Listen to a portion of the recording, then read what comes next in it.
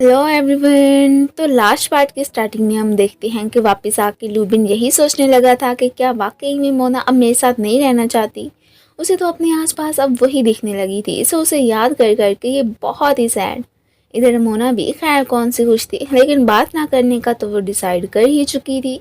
दोनों का आमना सामने एक दूसरे से हो ही जाता है, लेकिन इससे पहले कि वो कोई बात करता ये इग्नोर करती वहाँ से जाने लगती है।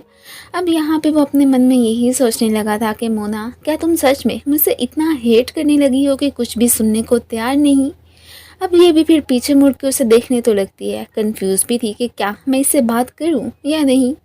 रूफ टॉप पे आके ये उसके बारे में ही सोची जा रहा था, चाह के भी उसका ख्याल अपने दिल से निकाल नहीं पा रहा होता।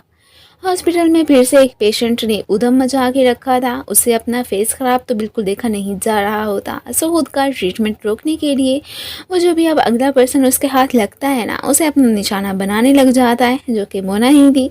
सभी उसे इसे छोड़ने को बोलते हैं, पर ये मान ही नहीं रहा था कि ये तो हो ही नहीं सकता। तुम लोग उल्टा मेरे पास ना ही आओ तो यही तुम लोगों के लिए अच्छा होगा। लुबिन भी ये सीन देख के घबरा जाता है और उसे यहाँ पे मोना की बहुत ही फिक्र होने लगी थी। वो इसे उसका गला छोड़ने के ही बोलने लगता है कि मैं तुम्हारा ट्रीटमेंट बहुत ही अच्छे से करूँगा, तुम्हें पहला जैसा बिल्कुल वही कर दूँगा जैसे कि तुम थे। पर ना, खैर उसका इरादा अभी किसी को हर्ट करने का तो नहीं था, जस्ट उसने इसे हॉस्टेज बनाया होता है, पर गलती से नाइफ मोना की इन नेक पे ही लग जाता है। तो यहाँ पे ब्लड बहता देख के मोना तो स्टैचू बन के बस उसे देखने ही लग जाती है, और ये इधर सदमे में कि ओ नो, पहले मैंने अपनी मम्मी को खो दिया, अब मुझ में मेरे लव को खोने की बिल्कुल भी हिम्मत नहीं है। गॉड प्लीज़ इसे कुछ मत करना। वो मोना को संभालने लगता है, तभी कुछ ब्लड उसके हैंड्स, कपड़ों और फेस पे भी लग गया था। अब सभी फिर इसे अंदर लेके जाने लगते हैं और ये वहीं पे साकिनी बैठा रहता है। इस वक्त फिर लुबिन को कुछ और समझ आ ही नहीं रहा होता कि आखिर मैं क्या करूं। उसकी अपनी फीलिंग्स पे कंट्रोल बिल्कुल भी नहीं रहा था, वो बहुत ही इमोशनल हो जाता है। डैड ये देख के उसे तसल्ली देने आते हैं कि डोंट वरी बेटा, मोना बिल्कुल ठीक हो जाएगी, तुम उसके बारे में ज़्यादा मत सोचो। अब उसकी अपने पापा से नाराज़गी भी ख़त्म हो गई होती है कि जो फेट में लिखा होता है ना, हमेशा वही होता है, हम यूं किसी को ब्लेम नहीं कर सकते। अगले सीन में हमें मोना को ठीक ठाक ही दिखाते हैं, उसकी नेक पे पट्टी वगैरह तो बंदी ही थी। फिर भी वो खुश होती है कि चलो, मौत के मुंह से तो मैं बच निकली। पापा भी उसे देखने आ चुके थे। यहीं पे लुबिन उसे विजिट करने आता है। अब वो तो फिर इसके लिए फ्रूट्स लाने का कह के इस साइड पे ही चले जाते हैं, और ये मोना को मनाने लगा था कि प्लीज़ अब मुझसे सेपरेट होने का सोचना भी मत। इमोशनल होके इसने उसे हग भी कर ली थी कि तुम्हें पता है, मैं सबसे ज़्यादा अब तुमसे ही लव करता हूँ, आइंदा के बाद चाहे कुछ भी हो जाए मुझे छोड़ना मत। के वो ख्याल अपने मन में लाने का बिल्कुल भी ना सोचना। उसे पता चल जाता है कि मोना असल में उससे नाराज़ शैन की वजह से थी, पर अब सब कुछ क्लियर हो जाता है कि इसने उसे कह दिया था कि उसका मेरी लाइफ से कोई लेना देना नहीं है। दोनों यहाँ पे किस कर ही रहे होते हैं कि ऊपर से फिर डैड आ जाते हैं, वो तो शॉक। खैर, अब उनकी बेटी इतने हैंडसम से डॉक्टर को डेट कर रही थी तो उन्हें क्या एतराज़ होता। अभी तो खैर कबाब में हड्डी बनने पे एम्बैरस होते वहाँ से चले जाते हैं। पीछे से ये दोनों उनका रिएक्शन देख के स्माइली करने लगे थे। अगले ही लम्हे ये फिर शैन की खबर लेने पहुंच आता है कि तुमने आखिर मेरे लिए मोना के दिल में हेट पैदा करने का सोचा भी क्यों, जबकि मैंने तुम्हें साफ कह दिया था कि मेरा और तुम्हारा मिलन अब कभी भी नहीं हो सकता। अब ये फिर उसके साथ बिताए पलों को याद करने लगी थी और उसे कहती भी है कि मेरी ज़िंदगी की सबसे बड़ी भूल उस दिन तुम्हें छोड़ के जाने की थी। उसके बाद मुझे एहसास हुआ कि मैं तुमसे कितना लव करती हूँ। हमने साथ में बहुत अच्छा वक्त गुजारा है, मैं अगर उसे भूलना भी चाहूँ तो नहीं भूल सकती। वो भी कहने लगता है कि मैंने नहीं सोचा था कि तुम अपनी खातिर मोना को यूं हर्ट करने का सोचोगी, तुम पहले तो ऐसी नहीं थी। अगर मैं अब अपनी लाइफ का कोई फैसला कर चुका हूँ तो तुम्हें मुझे सपोर्ट करना चाहिए और आइंदा ऐसी कोई भी घटिया चाल मत चलना, वरना मेरे दिल में जो तुम्हें लेके ब्यूटीफुल मेमोरीज है ना, वो सब ख़त्म हो जाएंगी, हमारी दोस्ती भी फिर ख़त्म।